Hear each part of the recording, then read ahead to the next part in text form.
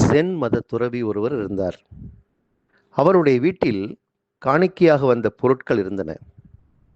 ஒரு நாள் நள்ளிரவில் திருடன் வீட்டுக்குள் புகுந்து அங்கிருந்த பொருள்களை ஒவ்வொன்றாக எடுக்கத் தொடங்கினான். கட்டிலில் படுத்தபடி ஜன்னல் வழியாக தெரிந்த நிலவை ரசித்துக் கொண்டிருந்தார்.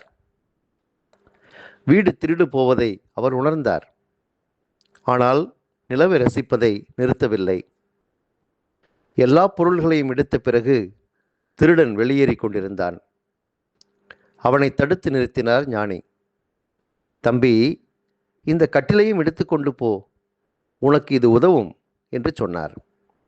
அதையும் எடுத்துக்கொண்டு கிளம்பியவனை மீண்டும் தடுத்து நிறுத்தி, வெளியே ஒரே குளிராக இருக்கிறது, இதோ இந்த கம்பளியை போர்த்திக்கொள் என்று தன்னுடைய கம்பளியை கொடுத்தார். அதை வாங்கி போர்த்தியபடி கிளம்பியவனை மீண்டும் தடுத்தார்.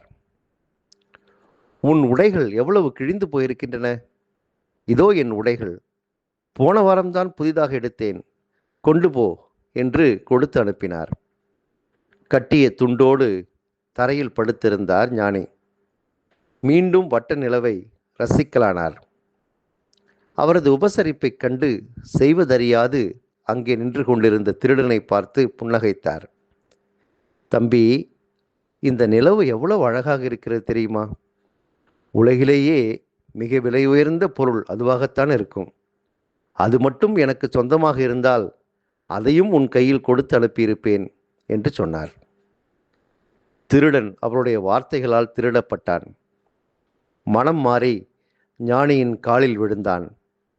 பிற்காலத்தில் அவனே ஒரு மிகப்பெரிய ஜென் ஞானியானான். மாற்றம் தவக்காலத்தின் தாரக மந்திரம். இறைவாக்கினர் யோனாவின் வார்த்தைகளை கேட்டு நினிவே நகர மக்கள் மனம் மாறினார்கள். அரசன் முதல் குடிமக்கள், ஆடு மாடுகள் என அனைவரும் உணவு உண்ணாமல் நீர் பருகாமல் கடவுளை நோக்கி மன்றாடினார்கள். கடவுளின் கடும் சினத்தை தணிப்பதற்காக அவர்கள் இறைவேண்டல் செய்தார்கள். கடவுளும் தன் மனதை மாற்றிக்கொண்டார். மக்களின் மனமாற்றம் கடவுளின் உள்ளத்தையே மாற்றியது.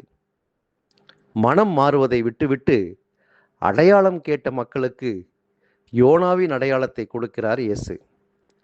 மனம் மாறிய நினிவே நகர மக்கள் தீர்ப்பு நாளில் அவர்களை கண்டனம் செய்வார்கள் என்றும் சொல்கிறார். ஏனெனில் அவர்கள் யோனாவின் செய்தியை கேட்டு மனம் மாறியவர்கள்.